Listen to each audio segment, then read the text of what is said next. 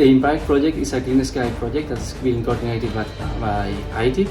In this project we are moving from metallic parts to thermoplastic parts, and this will allow us to reduce the carbon footprint of the aircraft, making the flights more green.